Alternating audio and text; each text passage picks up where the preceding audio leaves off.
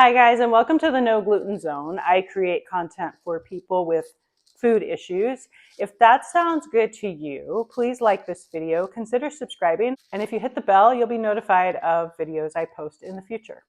So I recently asked on Instagram for suggestions on YouTube video topics people would like to see, and there was a bunch that asked about my supplements that I take, what I take, when I take it, how I take it, which I was really surprised. That is such an individual thing for each person. So I'm doing the video, but let me give a disclaimer that this is what my body needs, and I am not at all telling you what to take or what to do.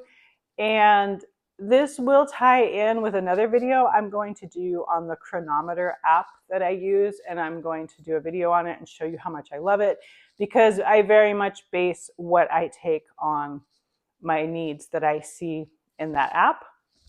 So I'm going to recommend that you get that app and look at what you need in your diet, right? But I will cover what I take, and this changes. This changes quite often, to be honest. Anytime I see a need for a change, it happens just like that, whether it's adding or cutting or changing or whatever. So just know that this is what I'm doing right now in the fall of 2024, but that could change at any moment. So maybe I'll remember to do videos in the future when there has been changes. I'll try. So let me start with what I take the most often.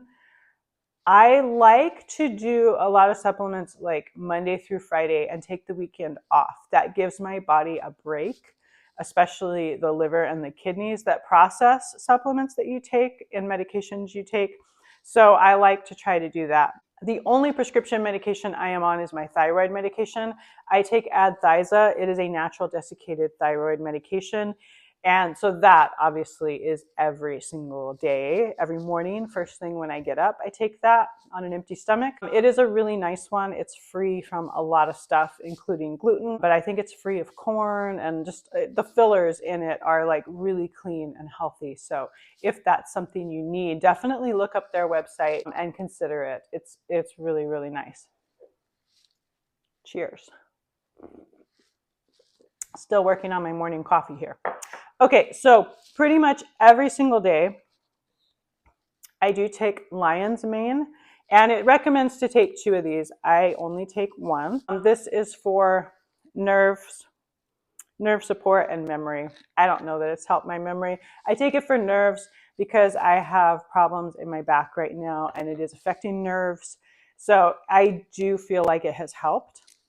Another one I take almost every day, pretty much every day, even on weekends, along with the lion's mane, is turmeric. I get this on Amazon, and the serving size is 3.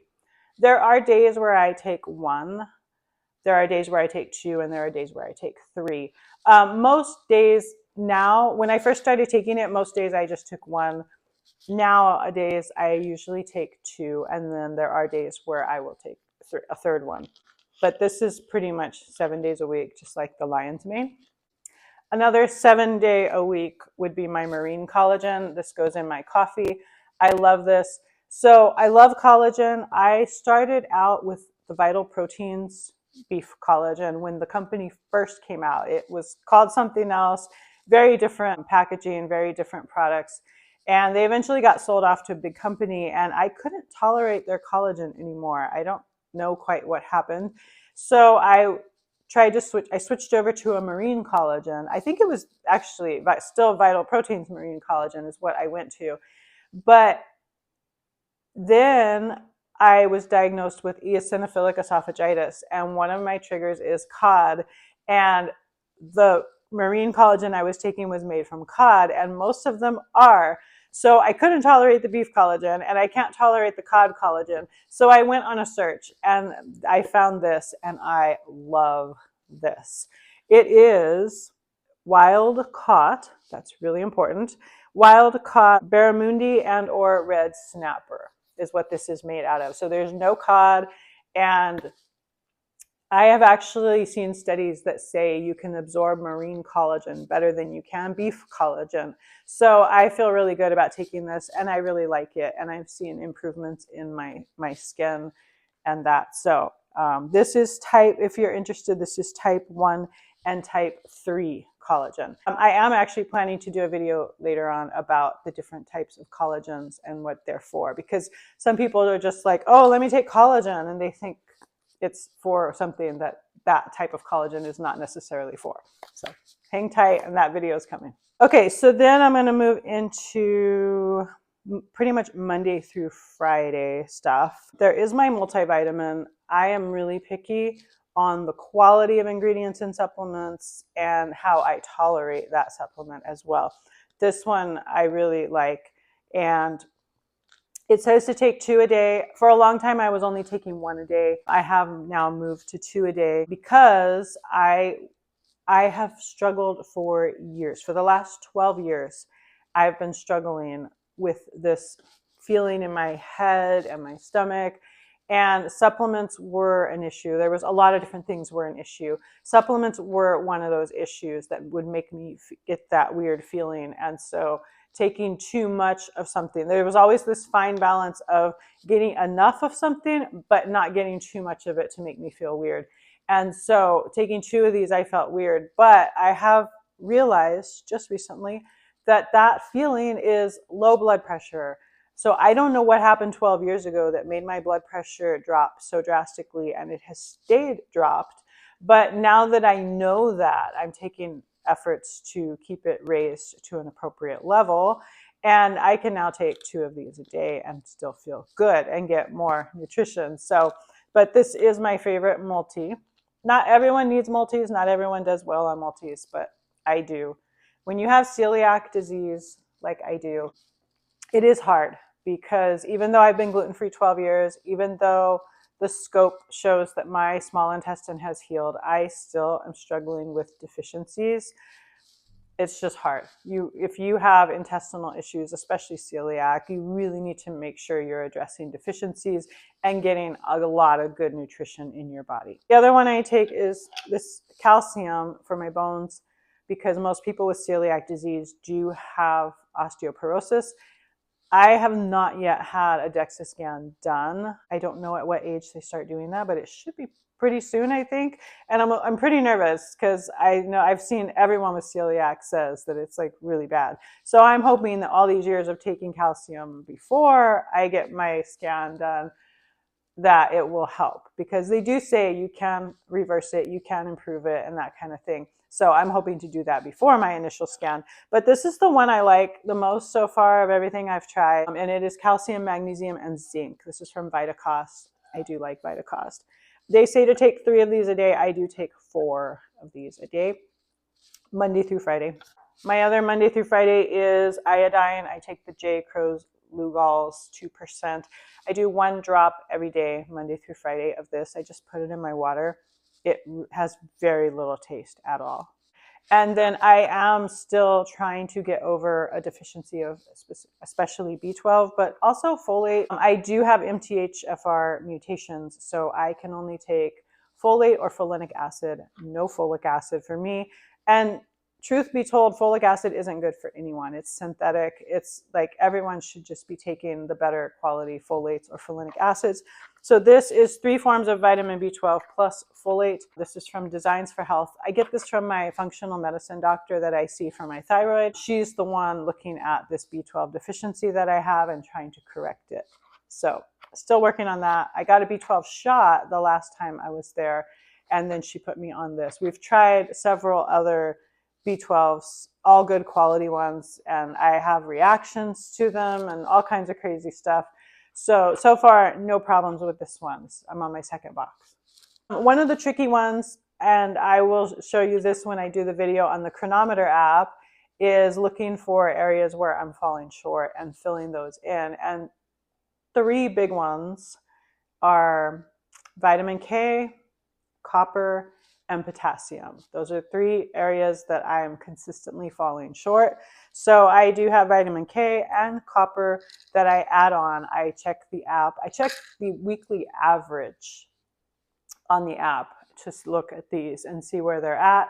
And I take these as needed to keep those levels good. I don't even know. Some weeks I take them 5 days a week. Some weeks I don't take them at all. It just depends. It has a lot to do with my diet and just how it's looking. I am also low. I've been low for years on vitamin D. And that is one of those vitamins I just could not tolerate because it would give me that weird feeling in my head, which I now know is low blood pressure. So I'm working on keeping my blood pressure up, and I'm working on taking more vitamin D. I'm just nervous. I don't want to take too much. I'm guessing that vitamin D lowers your blood pressure. That's my guess. I don't know for sure. So I am working on it. I just want to be cautious and go slow. But I do have this one. This is also from my functional medicine doctor that I see for my thyroid. It is Orthomolecular Products. It's a liquid vitamin D3 with K2, which I always run low on K. So that's also really good. And you should take vitamin D with a fat. So I like to pair it with this. This is a flavored flax oil. It tastes wonderful. And so I'll put this in a spoon, and then I will put a drop of this on top and take them together. So I get my omega-3s and my D and some K. I do this at least once a week, and I'm trying to gradually increase from there just to make sure my blood pressure is still good. I do also tend to run low on potassium pretty consistently. And that is one where if I don't get enough, I feel it, typically with like Charlie horse type cramps, especially in my feet, the bottom of my feet, the back of my calf is usually where I notice it first. If I don't take action and take something, it will progress and spread to other areas of my body, and it's super painful. I have tried lots and lots of electrolytes. I used to just take potassium and magnesium, and I would throw in salt. This is the potassium that I used, and this is the magnesium that I used. I still love this magnesium. It is magnesium glycinate from Seeking Health. It is really good quality magnesium. For some reason, I cannot tolerate this anymore. This just does not agree with me. Even if I do like a half dose of it, and then I'm not getting enough of it, and I'm still feeling awful. So I just gave up on this. My husband still uses it, still loves it. I have Elements. I have a couple different flavors. I think I would really just rather get the plain unflavored one. I plan to get that. It's really pricey, I have to say. It is good. It's good quality. But when I can afford it, I want to try the plain one. In the meantime, I do really, really like Dr. Berg's electrolyte powder and the Relight. Relight is made with the Redmond's real salt, which is my favorite salt. That's what I buy. And if you're wondering how I'm keeping my blood pressure up, I am consuming the real salt. I take a spoonful in the morning, spoonful at bedtime, and I'm kind of extra salting my food at my meals. I did order, it should be here in the next couple of days, I did order a tincture of licorice root. That is supposed to raise blood pressure. And so I'm going to try that also in addition to just the salt. These work really well. I find though that if I'm trying to push on the Chronometer app to make it show that I have filled up my level of potassium, I will feel bad. So that's when I kind of have to just let it go and I'm usually like in the 80-something% range of my needs, is where I feel good. If I fall under the 80%, I know I need to get on it before I start getting cramps. And anything above, like if I get into the 90s or I hit 100, I usually feel weird. I don't know. I'm very, very sensitive to stuff. So moving on to bedtime supplements. Before I was on thyroid medication, I would get up in the morning, first thing, take my iron with vitamin C on an empty stomach, and then I would, shower and get ready and do all this stuff. And enough time had passed that I could then eat and drink. Because most foods, if you're taking a non-heme iron, which I do, most foods and drinks are going to interfere with your absorption of it, and you're kind of just wasting your time. So you want to take it on an empty stomach with just water and vitamin C to get the full absorption. So before I went on thyroid medication, I just had to worry about keeping it away from food and drink and calcium supplements. So I would do my iron first thing in the morning, and then my calcium is usually with lunch or dinner, and I was good. Then I went on thyroid medication, and all three of those, calcium, iron, and thyroid medication, all have to be at least 4 hours separation from each other. So it became challenging. And what I ended up doing is thyroid. I tried it all different ways and had to figure out what worked. I now do thyroid first thing in the morning. My calcium is still with my lunch or dinner. And at bedtime, I'm now on a maintenance dose of iron. I'm not raising my levels anymore. I'm just maintaining it. So I only do it usually two days a week. Sometimes I can feel that it's low, sometimes I confirm that with blood work, but I pretty much just know now how it feels when it's low. And then I'll add on like a third day of taking it. So it's pretty much Tuesday night, Thursday night at bedtime. This is my favorite iron, and I take 2 of these vitamin C's. So I do these together at bedtime, Tuesday and Thursday night. Occasionally I'll add on a third night if I'm dropping and getting low. I am going to do a whole video on iron deficiency. That is something I struggled with for decades, for over 30 years. And I've learned a lot. I have a lot to share and hopefully help other people, because it's horrible. And it is honestly an area that doctors are not educated on. You really have to learn for yourself and take care of yourself in that. So the other nights, which ends up being Monday, Wednesday, and Friday, again, my bedtime stuff I don't do on the weekends. I give my body a break. So this is a type 2 collagen. This is specifically for joints. Again, I want to do a video all about collagen and the different types. This one right here, this specific one, has studies showing that it improves the health of your joints. So I've got knee issues now that I'm older, and a hip and stuff like that. My husband has a shoulder issue. So we take this, and it does tell you to take it on an empty stomach at bedtime.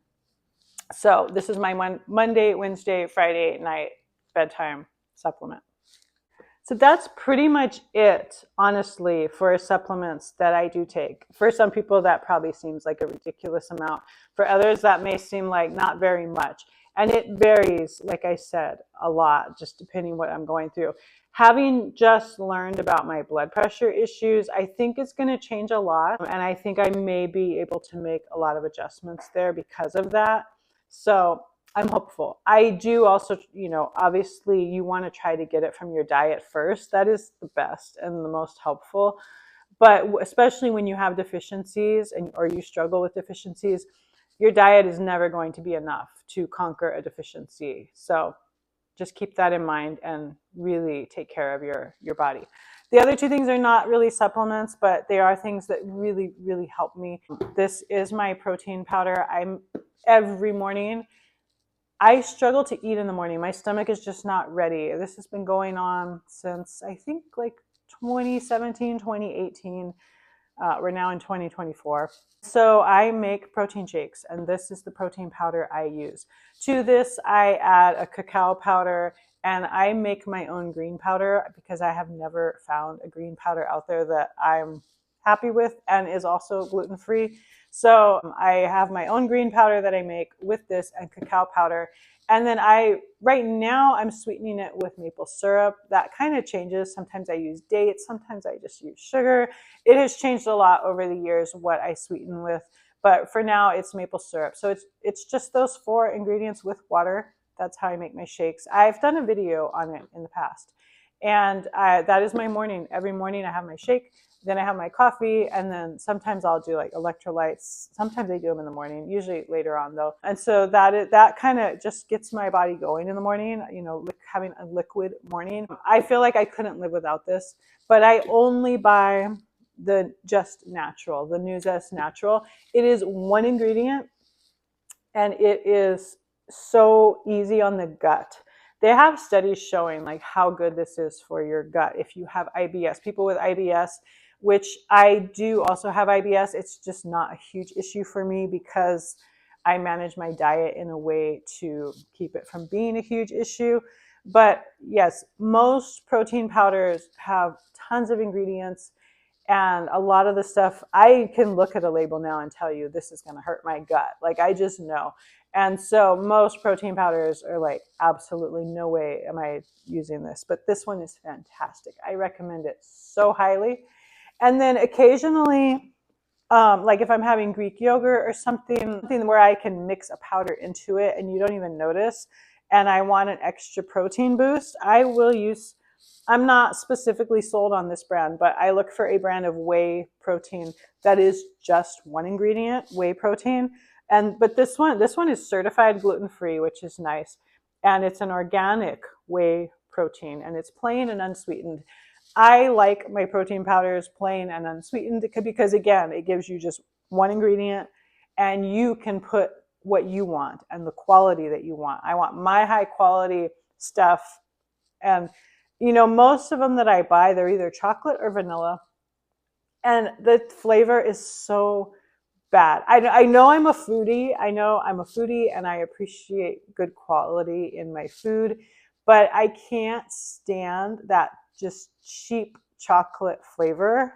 I like my really good quality cacao powder in my shakes. And then again, the vanilla, like those flavor, that vanilla flavor that they put is just, it's like such artificial fake. It's just yucky. To me, it's just yucky. I don't like those at all. And then they usually do artificial sweeteners, which leave this horrible aftertaste. So I know the maple syrup or dates or raw sugar that I use to sweeten my shakes, I know that's adding carbs, but I keep it to a minimum. I don't make them super sweet, and it just tastes so much better. And they're natural, wholesome ingredients that I use. I don't use the white processed sugar. It's just, there are so many better options and your food can still taste so good. So I was just having a conversation with my son this morning because we were talking about seed oils. We are trying to avoid seed oils. And I was telling him how there used to be the trans fats, and the trans fats, they found how the hydrogenated fats used to be in everything. And they found that they were so bad for us. So I stopped buying them, and you still see them once in a while. I will not buy anything that has trans fats. So I was saying, like, I need to get that strict with seed oils. Like I would say 80 or 90% of our food does not have seed oils. There's a few little things here and there that do. And I'm trying really hard to like find replacements for those things and get them out. But I was saying that we need to just stick with foods that our ancestors have been eating forever. And that is the healthy food. Like, our ancestors didn't have the equipment to highly process seeds to pull oils out of them. So it's just all about being healthy and eating things that are going to fuel our bodies, and then supplementing where we fall short or where we're struggling with deficiencies and that sort of thing. I will say, I know I'm going to do a video on the Chronometer app. I will say the Chronometer app always says I'm low on phosphorus.